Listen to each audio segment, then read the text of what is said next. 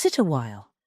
I would like to introduce you to another tale of high strangeness, one of those delicious little ruptures in the ordinary step, thus beyond the veil, where the unseen world bleeds into ours.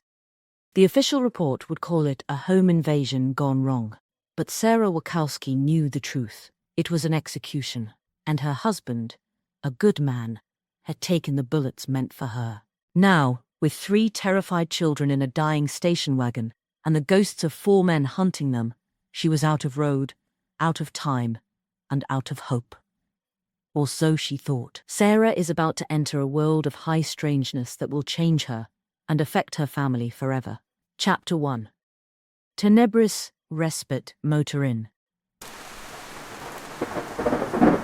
On the run.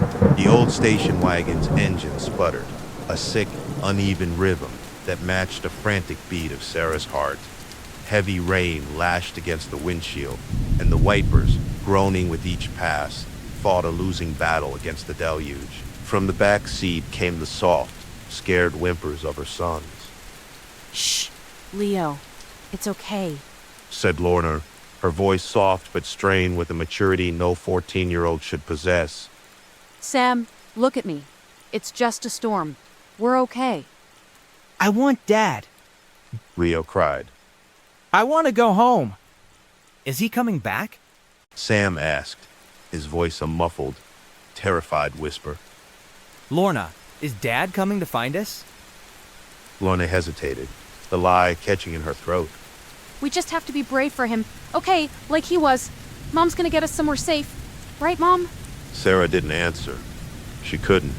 Her knuckles were bone light on the steering wheel, her eyes fixed on the sliver of road, illuminated by the failing headlights. To look at them, at Lorna, forced into adulthood, at the twins, their innocence shattered by the sounds they'd heard from the closet she'd shoved them into, was a pain she couldn't bear. Look at what I've done. The voice in her head whispered, a raw counterpoint to the storm. Oh God, look at what I've done to them. They shouldn't have seen that. They shouldn't have heard it. The memory of her husband's sacrifice was a fresh wound, made agonizing by the fact that her children had been there to witness it. My beautiful boys. My brave girl. Your family was almost totally destroyed right in front of you, and it was all my fault. All of it. The sound of the rain faded, replaced in her memory by the sharp, echoing crack of the gunshots that took her husband's life. I'm so sorry. She thought, the apology, a silent scream to her children. I'm so sorry, my babies. They told you it was him. They told you your dad was the informer, but they were wrong. It was me. It was always me.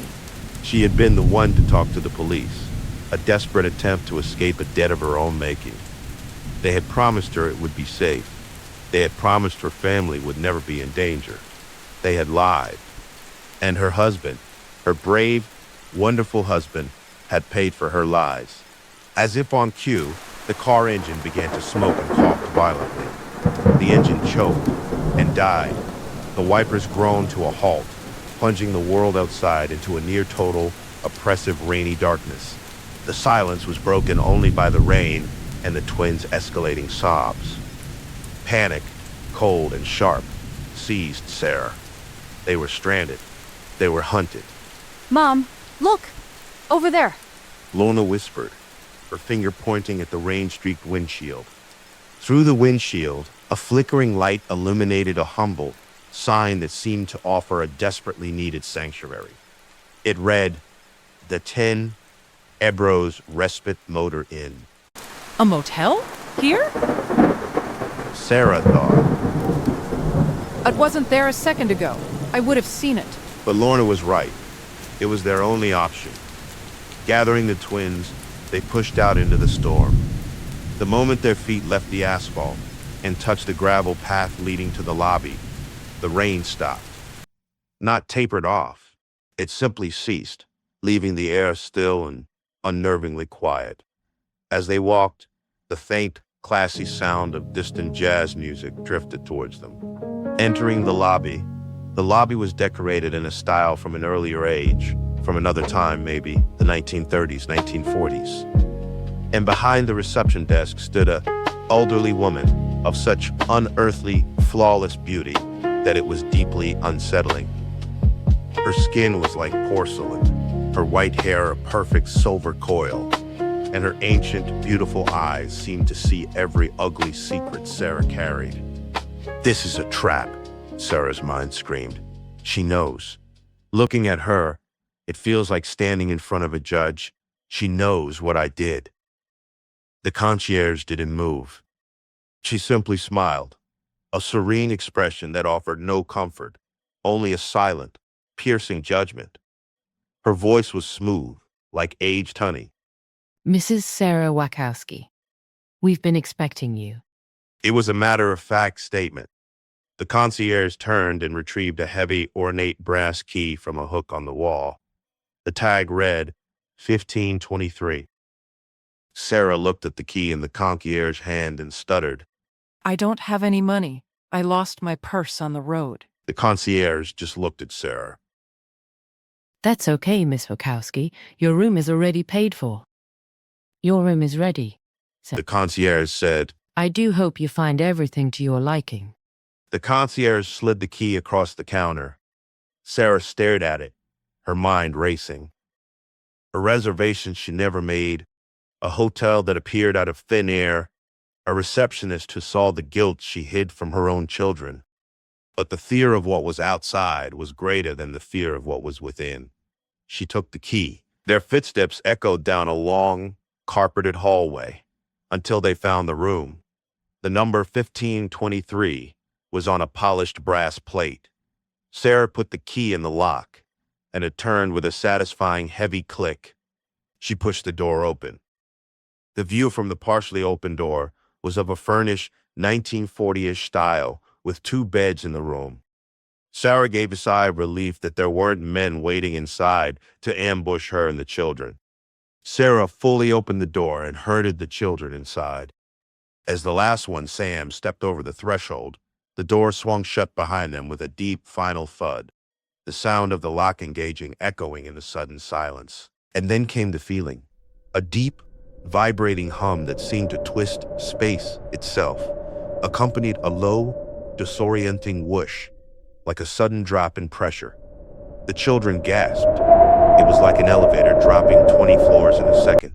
Sarah grabbed for the wall, her stomach lurching. When the sensation stopped, the room was no longer a room with beds. The dated wallpaper was gone, replaced by sleek, dark metal walls lined with glowing monitors displaying maps and data streams. And in the center of the space stood a mannequin dressed in a suit. It was matte black, with a accompanying fedora hat with an overly large brim colored the same as the suit.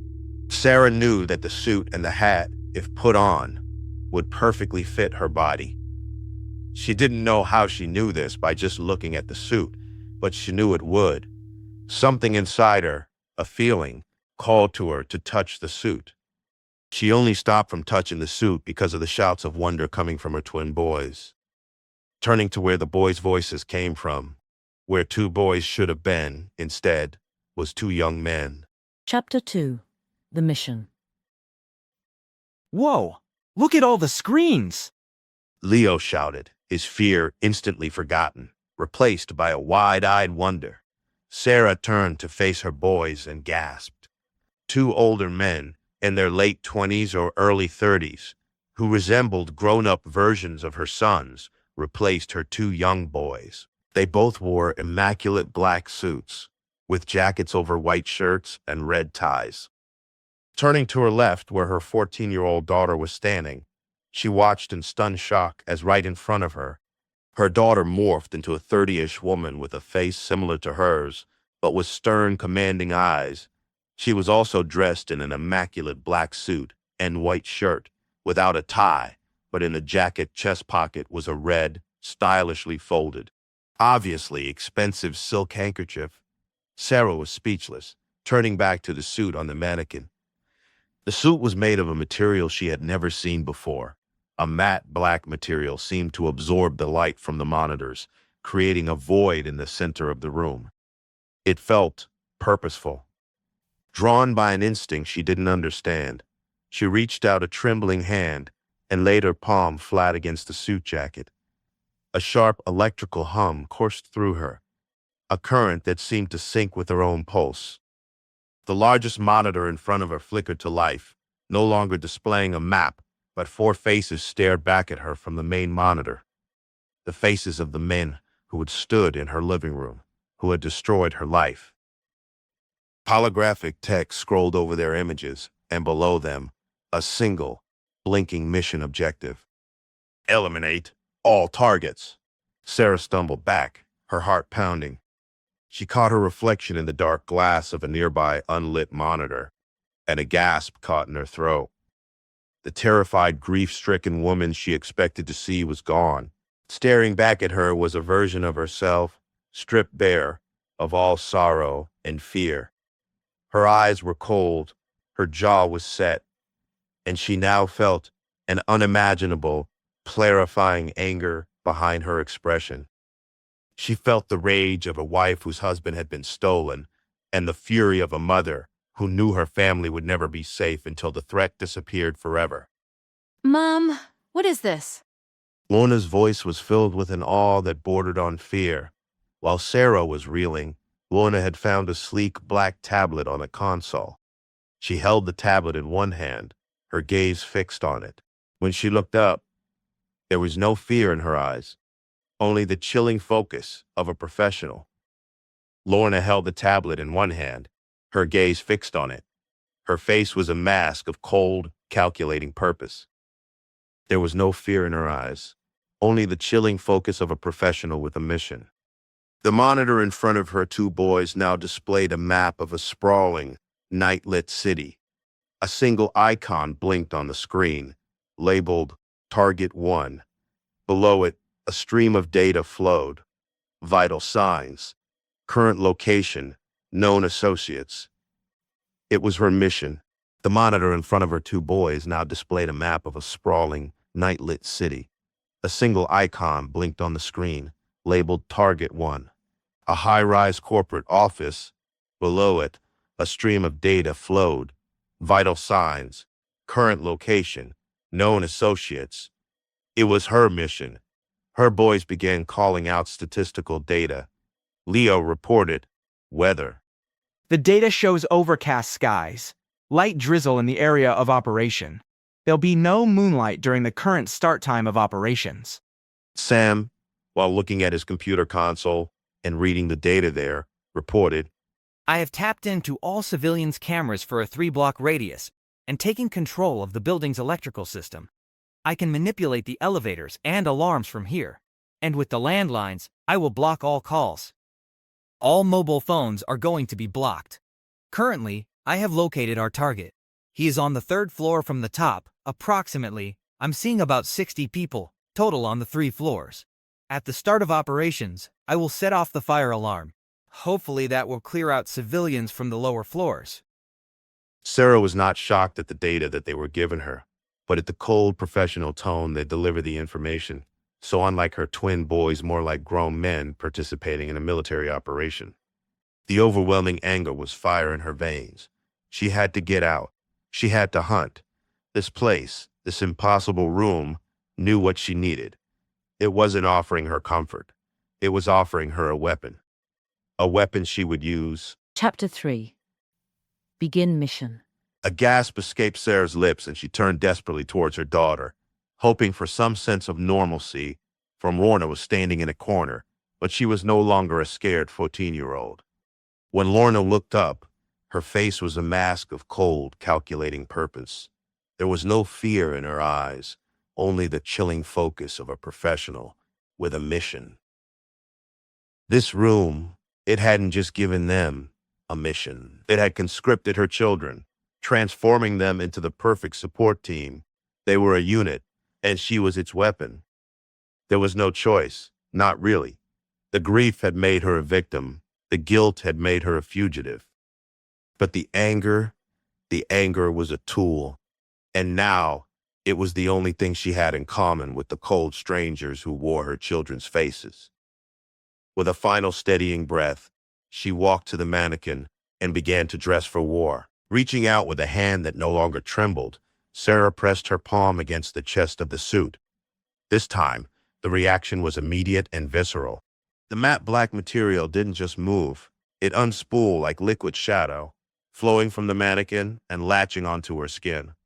It crept up her arm, a cold living tide. As it encountered the fabric of her cheap rain-soaked dress, the cotton didn't tear or bunch. It simply ceased to exist, consumed and assimilated into the advancing darkness. The transformation cascaded down her body, a wave of reconfiguration. It flowed over her hips and down her thighs, the sensation neither hot nor cold, but an intense, vibrating pressure. When it reached her feet, her worn, soggy tennis shoes dissolved, the rubber and canvas hardening and reshaping in real time into heavy, tactical boots that locked onto her feet with a reassuring, solid weight. The suit didn't feel like clothing. It felt like a second skin, a carapace of woven night that buzzed with a low-voltage thrill against her nerves. She flexed her glove-covered fingers, and the material moved with her, frictionless and perfect. The final metamorphosis happened when her gloved hands reached out and lifted the fedora. It felt heavy, substantial, humming with latent energy. She lowered it onto her head, and the moment the brim settled, the world blinked out. Absolute darkness swallowed her for a heartbeat. Then, reality slammed back into focus, but it was hyper-real. The grainy resolution of the world had been sharpened to a razor's edge. Colors were vibrant, almost violent in their clarity. The room's ambient noise exploded into a symphony of tactical data. The rhythmic clack, clack, clack of Leo's typing sounded like precision gunfire. The hum of the servers roared like a distant waterfall. She could sense the electricity coursing through the walls, a web of power that she was now plugged into. She wasn't just Sarah Wakowski anymore. She was Agent Wakowski, and she had been activated. The suit was a second skin, molding to her body as she pulled it on, the material tightening with a soft hiss. As the final seal locked into place, Warner's voice, cold and clipped, cut through the silence. Begin mission sequence. The young man, who was once her son Sam, replied in chilling and unemotional, fingers moving across his keyboard. Activating sequence now. A heads-up display materialized in Sarah's vision, a cascade of soft blue light. A door she hadn't noticed before slid open, revealing the rain-slick street of the fluorescent-lit city. Agent Wakowski. Lorna's voice said crisp and clear in her ear. Target 1 is in the penthouse suite on the 24th floor of the Priority 1 Financial Institute. The building is heavily guarded. We currently detect no civilians in the target area. Maximum force is authorized. Sarah took a single step through the doorway, and with the next step, Sarah was on top of the building, the city lights glowing 24 floors below. She was standing on the rooftop of the building Priority 1. The suit filtered the sensory overload of the wind and city noise, muting the unimportant sounds and highlighting others with a predator's focus. Beginning sequence now. Sarah said, her own voice sounding as strange and detached as her children's. A new voice, deeper but recognizably as Leo's, spoke into her comms. Penthouse security grid is offline.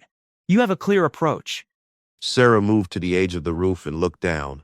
1 floor below, through a massive pane of reinforced glass, a man was shouting into his phone. It was him, the first one, the one who had kicked down her door.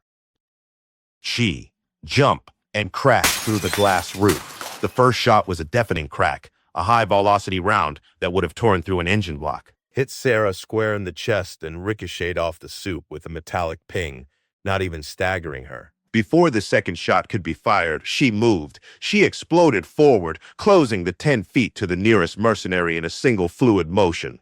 She didn't block his weapon. She moved inside its range with the aggressive simultaneous defense and attack of the Israeli martial art Krav Maga. Her left hand trapped the barrel while her right delivered a single brutal palm heel strike to his chin.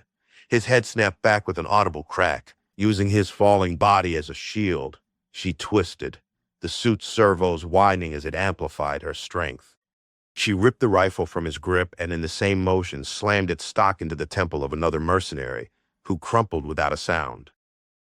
As a third man lunged with the combat knife, Sarah shifted her center of gravity, flowing instantly into the circular redirection of Aikido. She caught his wrist in a lock, not stopping his force but guiding it, using his own momentum to spiral him helplessly into the path of a burst of friendly fire. The fight dissolved into a blur of calculated violence. Surrounded now, she dropped into a lower stance, unleashing the devastating, close-quarter destruction of Malaysian martial art pencak silat, an elbow strike, powered by the suit and targeted with silat's brutal geometry, shattered the sternum of another.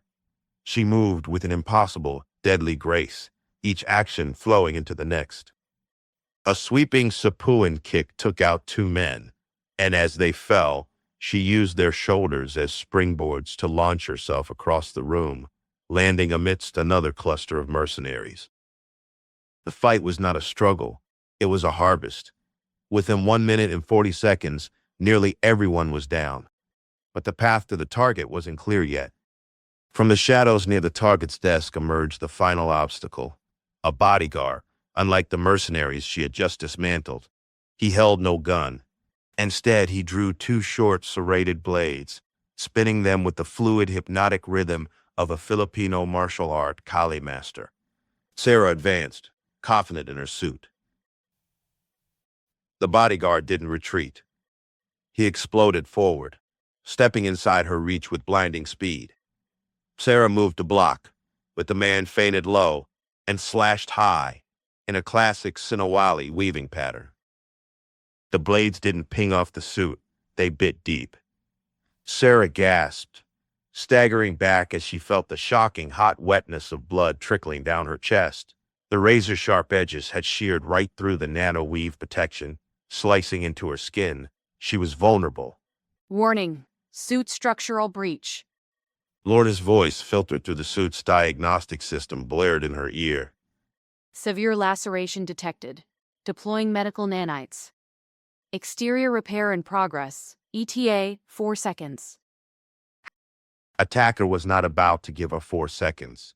He barely gave her one. The bodyguard pressed the advantage, his blades becoming a silver blur of motion. He flowed like water, transitioning from high slashes to low, delivering gutting thrusts to her body. Sarah frankly parried with blocks, but the suit's strength meant nothing against the razor edges targeting her joints. For every strike she deflected, another found its mark. A slice across her bicep severely inhibited the suit's ability to move her arm. A black powder-like substance mixed with her own blood dripped down to the floor. A deep gash opened on her thigh as she tried to retreat. Warning, integrity critical. Multiple breaches detected. System failing. Reported Lorna into Sarah headset. He was dismantling her.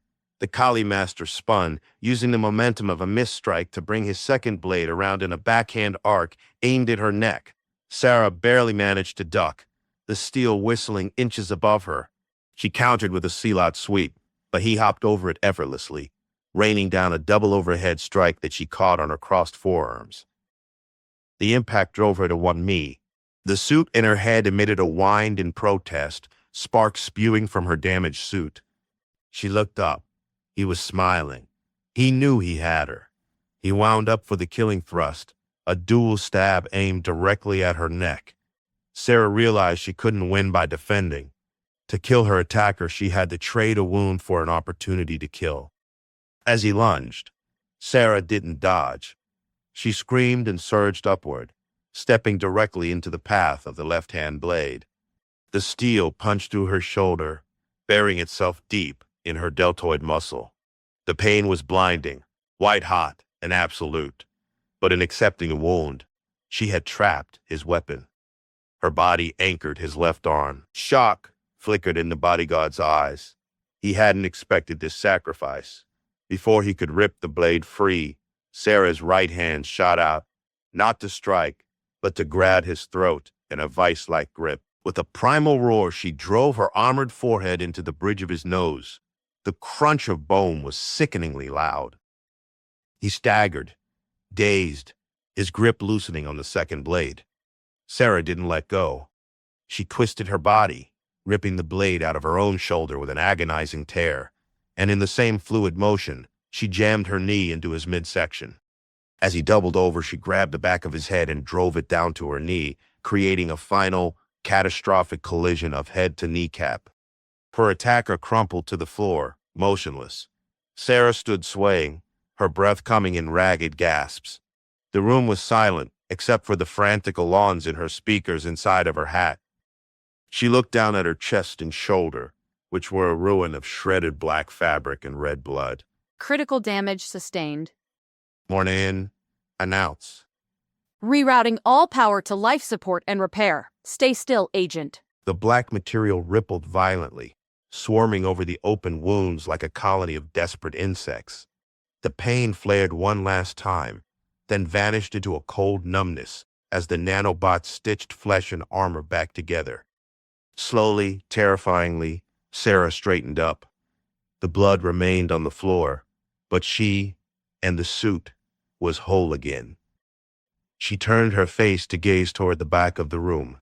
The target's smile was gone, replaced by a mask of pure, unadulterated terror. He had watched her get cut to pieces, and he had watched her stand up. He stumbled backward as she advanced, her steps heavy and inevitable. He turned to run. She closed the distance in an instant, her hand clamping down on his shoulder. I have only one question for you. She said, her voice a low growl. Where can I find the others? He spat at her feet, defiant. Sarah's grip moved from his shoulder to his hand, and she began to squeeze. The sound of cracking bones echoed in the silent room. The man screamed, a high, thin sound that was quickly cut off as he gasped out the information she wanted. Her team, her children, had already documented who he was and what his part in the criminal organization was. He was the man who hired the killers and controlled the weapons and drugs flowing into the city. He was ruthless, and he enjoyed watching others being tortured.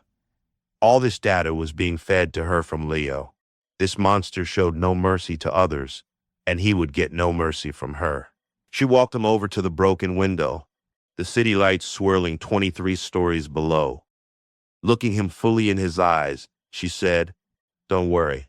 You will be joined by others in hell soon." Then she pushed him over the balcony. As he fell, the cold, clarifying anger receded, leaving a hollow, ringing silence. She looked at her hands, perfectly still.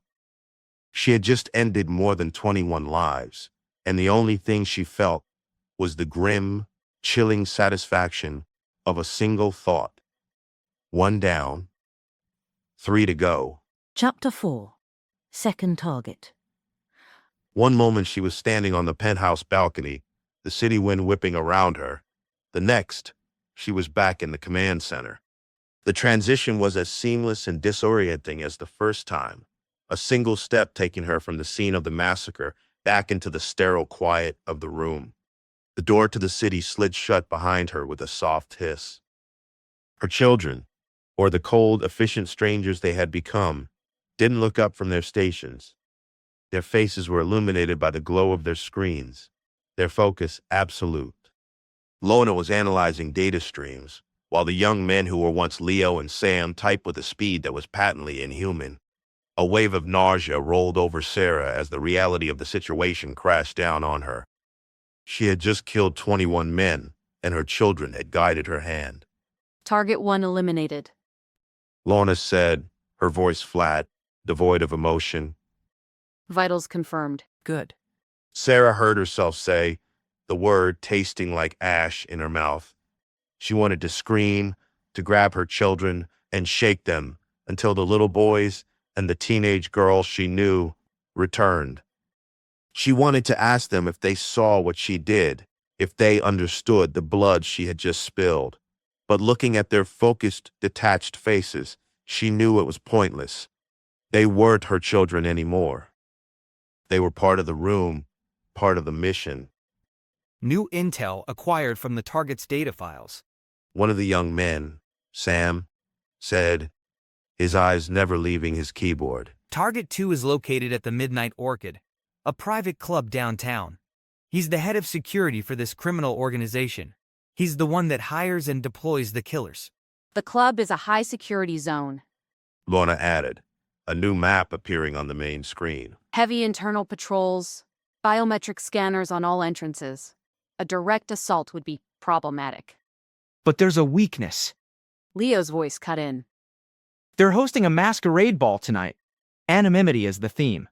The biometric system is being temporarily bypassed for registered guests.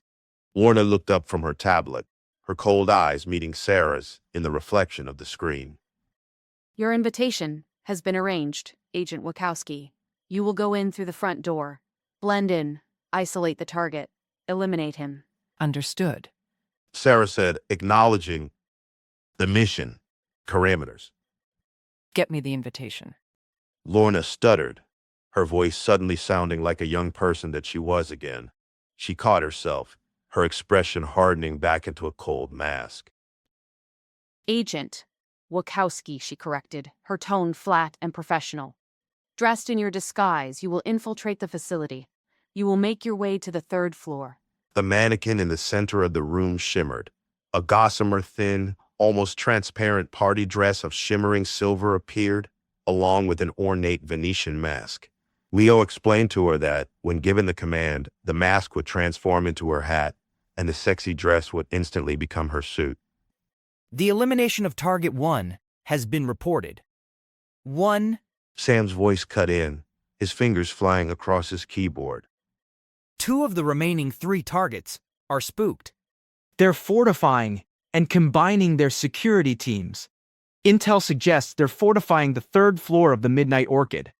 Leo added, producing a blueprint of the 4-story club, highlighting the 3rd level in red. That's where your targets will be. Lorna stepped forward, her cold gaze unwavering.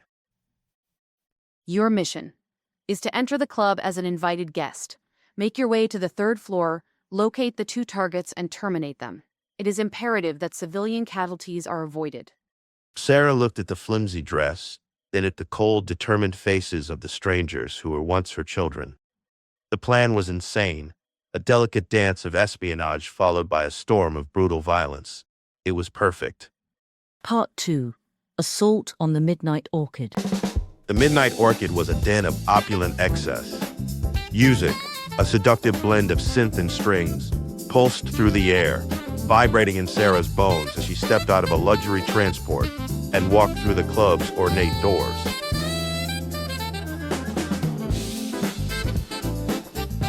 The city's elite, hidden behind masks of gold and feathers, mingled under crystal chandeliers, their laughter echoing in the cavernous space.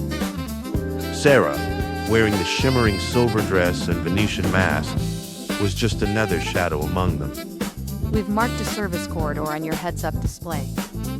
Lorna's voice said in her ear. It will lead you to the servants' access stairway to the upper floors. Leo chimed in, his voice urgent. Agent, we've intercepted their internal security feed. They analyzed the footage from the penthouse. They saw the damage the Kali Master inflicted. They know the suit's weakness regarding bladed weapons. Be prepared for a much more brutal battle. As she walked through the crowd, data scrolled across her internal display. The profiles of everyone she was about to encounter flashed before her eyes. Murderers, torturers, rapists. One thought echoed in her mind, a reminder of the innocent woman she had been.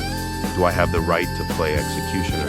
Her mind flashed back to her husband throwing himself at the attackers, putting his body between her and the children, allowing them to escape out the back.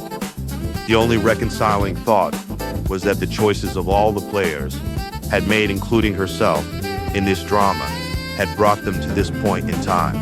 And only time will tell who will live past this moment. She would play her part. Her resolve hardened. She would play her part until the conclusion. Navigating the throng, Sarah felt 100 eyes on her, the near-transparent dress turning heads, just as her children had intended. It was the perfect cover. No one would suspect a woman dressed for attention was on her way to commit murder. She found the corridor and slipped into the shadows. As the heavy door closed behind her, the opulence of the club vanished. The air in the servants' stairs grew stale, smelling of industrial cleaner and old concrete. Naked bulbs cast harsh, flickering shadows against the peeling paint, a stark contrast to the crystal and gold just a wall away. Suit active. She whispered. Within a matter of seconds, the dress and mask transformed. The shimmering silver fabric dissolved, enveloped by the matte black combat suit once again. Proceed to the third floor, Agent Wakowski. Morna commanded. The targets are in the East Wing Lounge.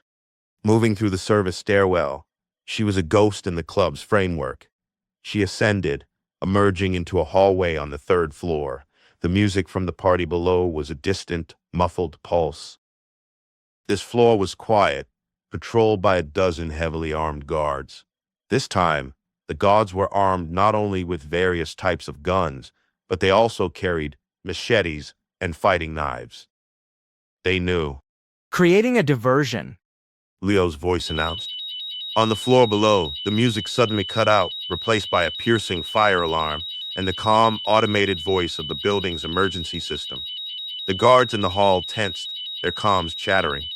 Below, Sarah could hear the bouncers begin to clear the ballroom, their professional shouts cutting through the panic as they escorted guests and staff towards the exits. Within minutes, the opulent plot was silent, the building empty of everyone but her and her targets and their guards. Sarah didn't just move, she detonated. The first guard raised his rifle, but Sarah was already inside his guard. Her hand chopped into his throat with the force of a hydraulic piston. Wet cartilage crunched, and he gagged, the weapon slipping from his numb fingers. She caught it midair, spinning like a dervish to use the heavy stock as a bludgeon. It connected with the second guard's helmet. The visor shattered inward with a sickening crack, sending him sprawling into the far wall, limp. A third mercenary screamed, lunging with the serrated combat knife. Sarah didn't retreat. She stepped into the attack, her left hand snapping onto his wrist. With a sharp, brutal torque, the radius bone snapped audibly. As he howled, she grabbed the back of his tactical vest and drove him skull first into the drywall. The impact was thunderous. His head punched through the plaster, leaving his body to hang there for a grisly moment before sliding to the floor. It wasn't a fight anymore. It was a slaughter. A giant of a man swung a rusted machete at her neck, intent on decapitation. Sarah ducked under the blade, the steel whistling inches above her ear, and drove her powered-up elbow upward into his jaw. Teeth clicked together and shattered. As he staggered back, blindingly disoriented, she stripped the pistol from his thigh holster. Without looking, she extended her arm across her body. Bang! Bang! Delivering 2 precision shots to the kneecaps of a guard charging from the rear. He collapsed screaming, clutching his ruined legs. The hallway was no longer a corridor. It was a kill box. Pausing to listen for any warning, she bent over and picked up a sword, dropped by one of the fallen mercenaries.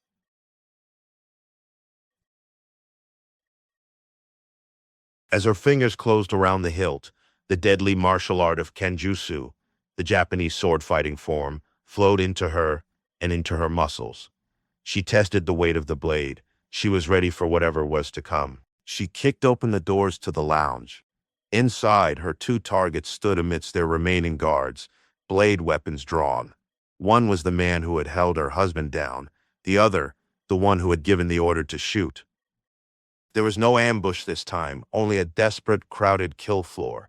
6 remaining bodyguards formed a wall of steel between her and the targets. They didn't wait. Screaming with a mixture of fear and adrenaline, they rushed her, a chaotic wave of machetes and tactical knives. Sarah stepped into the center of the storm, her sword held in hasso no kame, the blade upright near her ear. As the first heavy machete swung down, she didn't block. She stepped offline, her blade flashing in a precise kesagiri diagonal cut that severed the attacker's tendons before he could complete his arc. But these men were fighting for their lives, and they had learned.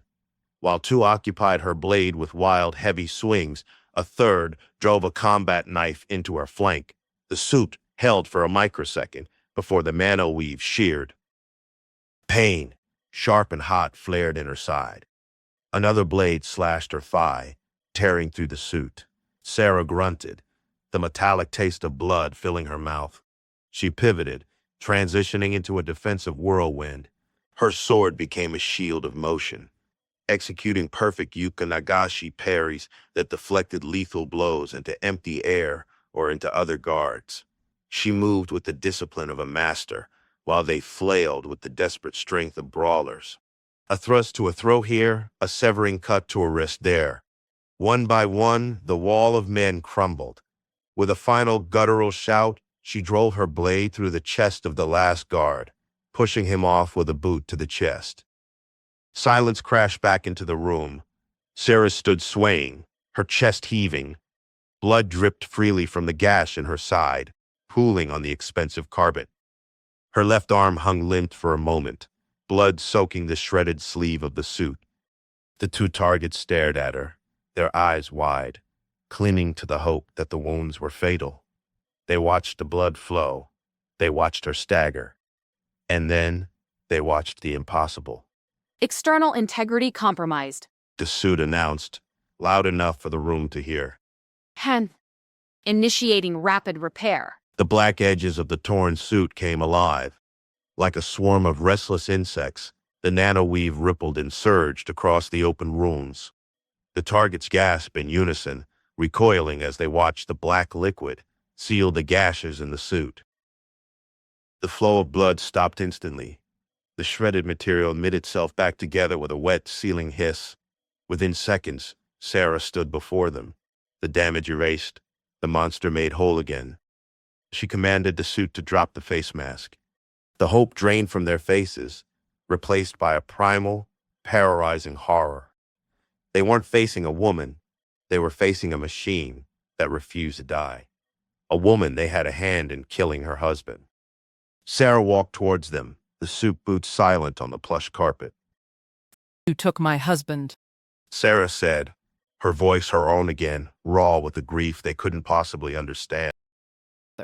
There is no price for that. Please, one of them begged, pointing a shaking hand at 4 large duffel bags sitting on a nearby desk.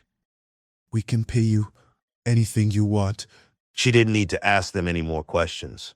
Her vengeance was almost complete. The end was swift. As the last one fell, she stood in the silent, ruined lounge, the rage finally beginning to cool, leaving a vast, cold emptiness in its wake. 3 down, she thought. 1 to go. Her eyes fell on the 4 duffel bags on the desk. A pointless bribe. She stepped forward and effortlessly slung the heavy bags over her shoulder. She took a second step, and the carnage of the Midnight Orchid vanished, replaced by the sterile hum of the control room.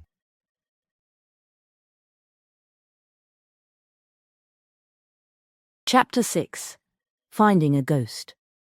The heavy duffel bags dropped to the floor of the command center with a muffled thud.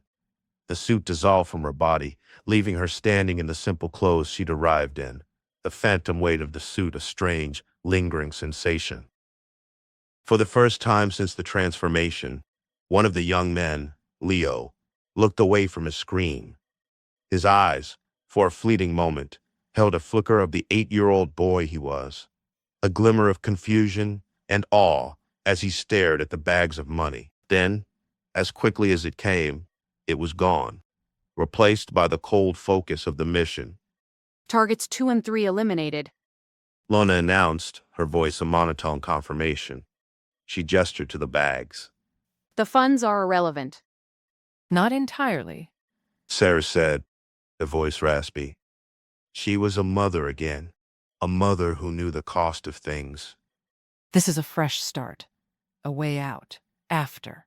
Lorna's gaze was unreadable. There is still a threat. Target 4 remains. Intel from the club servers is limited. Sam cut in. He's wiped everything. He's a ghost. Not quite. Leo said, a new image appearing on the main screen. It wasn't a blueprint or a dossier, but a simple, grainy photo of a small, isolated cabin in a snow-covered forest. The final target is the leader. The one who orchestrated all this. He's gone to ground at a private, off-the-grid compound. No tech, no network, no way to track him. Then how did you find him? Sarah asked. The money. Lorna said, a hint of something that might have been respect in her voice. We backtraced the serial numbers on the currency from the bags. It was all drawn from a single, private account, an account used to purchase this property. Sam brought up, It appears that he has installed in this compound heavy-duty military-grade electronic signal jammers. No electronic signals are getting in or getting out.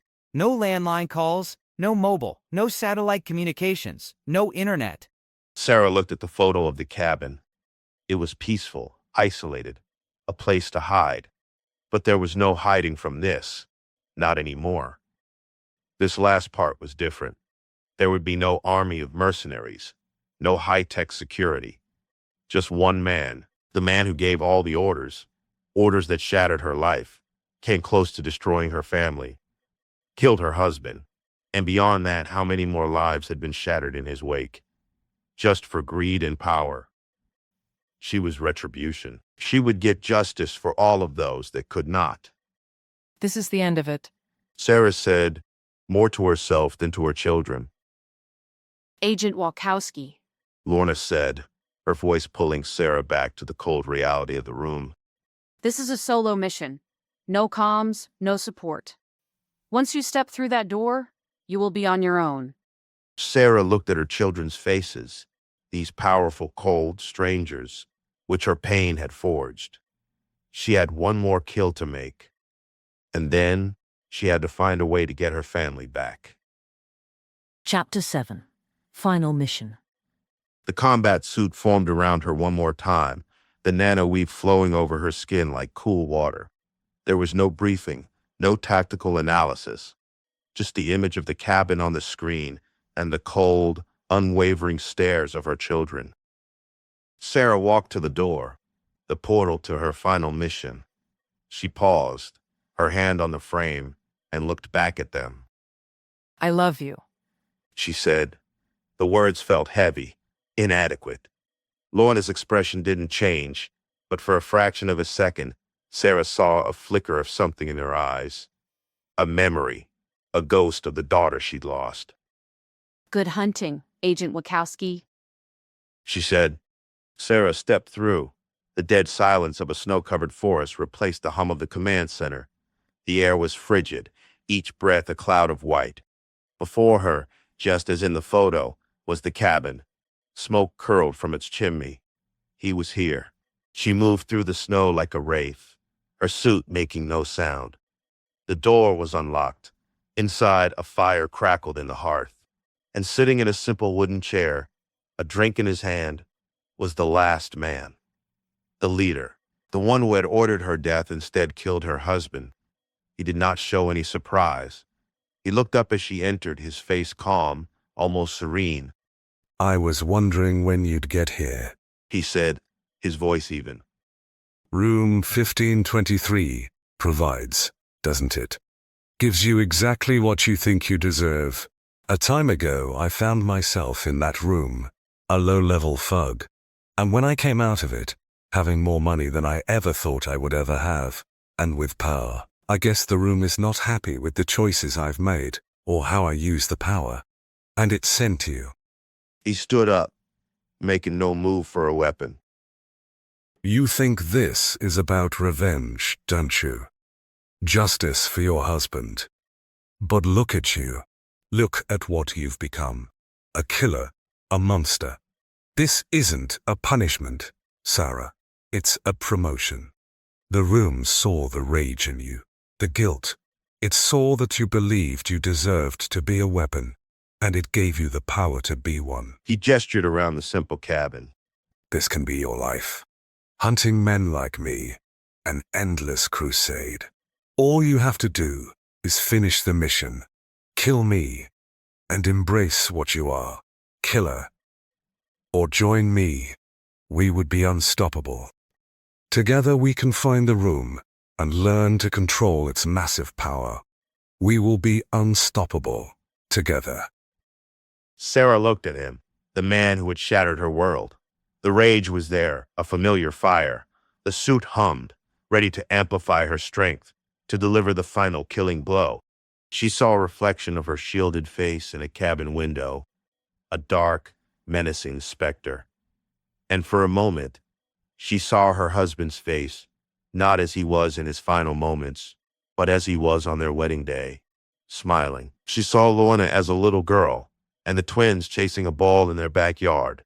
The room had given her power, but it had taken her family. No, no. She said, the word, a quiet rebellion. The suit's combat systems powered down with a soft whine. She was still strong, still protected, but the lethal edge was gone. The man's calm expression finally broke, replaced by confusion, then fear. What are you doing? You're right. Sarah said, her voice her own again. I am a monster. I've done monstrous things, but that's not who I'm going to be. She crossed the room in 2 strides, but not to kill. Her strike was precise, disabling. A blow to his knee, another to his shoulder. He collapsed, crippled but alive. As he lay groaning on the floor, the cabin began to dissolve. The wooden walls faded, the fire vanished, and the world around her began to fade. She fell into a deep, disorienting blackness. A sharp rapping sound and a beam of light cutting through the dark shocked her consciousness back into awareness. A knock on the driver's side window, a flashlight. She wasn't in a cabin or a motel room, not even that futuristic control center. She was in her car, slumped over the steering wheel. Sarah, thank God. He said, relief washing over his features. We've been searching for you ever since we found your husband. A patrol car just reported a stalled vehicle with your license plate. I raced to get here. He looked from her to the sleeping children inside the car and back again, his expression a mixture of pity and confusion. The entire organization has been destroyed. All the leaders are dead, along with many of their minions. Except for one, the leader, the head of the snake. I and others believe that some 3-letter agency was pissed off at this organization and ended and burned it down to its roots. If it's true, I would love to thank them and buy them a beer. I guarantee crime in this town is going to drop drastically. We received an anonymous tip to his location and received enough evidence to build one hell of a solid case. We found him in a remote cabin, beaten and broken, but alive. He's under arrest, Sarah. He's gone away for a very, very long time. With this news, a smile touched Sarah's lips. She thought to herself, so, with all that power he gained from blood and corruption, all that money is nothing. Her smile grew bigger. You're safe now. Detective Miller continued, his voice softening.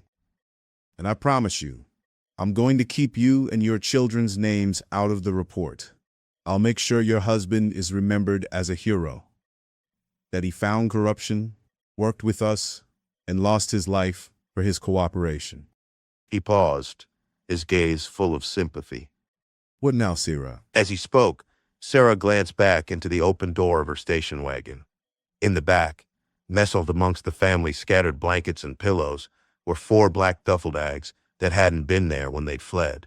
She knew, with an impossible, bone-deep certainty, that they were filled with jewels, gold, and money. A slow, secret smile touched her lips as she turned back to the detective. Sarah responded, We grieve and we restart our lives, probably somewhere else, not here. Lorna was now awake in the passenger seat, her 14-year-old eyes looking older and wiser than her years should allow. She met her mother's gaze. In her small hand, she held a folded square of crimson silk, the handkerchief from the suit pocket she had worn in the command center. She gave a slow, deliberate nod. With that silent gesture, Sarah knew. Lorna remembered everything. After Sarah had climbed back into the car, Lorna reached over and took her mother's hand, her grip firm and reassuring. Mom? She whispered, the word a bomb on Sarah's raw nerves. We're free.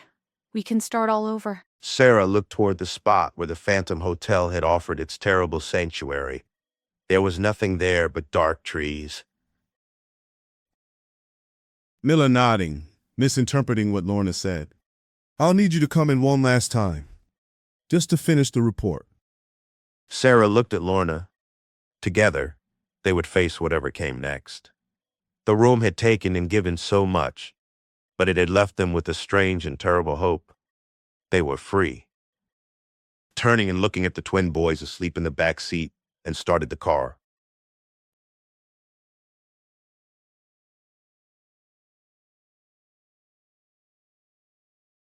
The road ahead for Sarah and her children will not be easy. Grief is a long shadow, but it is no longer than the shadow they have been running from. The monsters that hunted them are gone, vanquished in a nightmare that only two of them will remember. How heavy is a secret that can't be shared? For Sarah Wakowski, the burden is lighter than it might have been. In the eyes of her daughter, she will always see the reflection of the command center, the memory of the mission. They are two survivors of a war no one else will ever know was fought, a truth that binds them together as they drive towards a new dawn, paid for in blood and fury in room 1523 and sealed with a strange and terrible love. Welcome to High Strangeness, Miss Wakowski.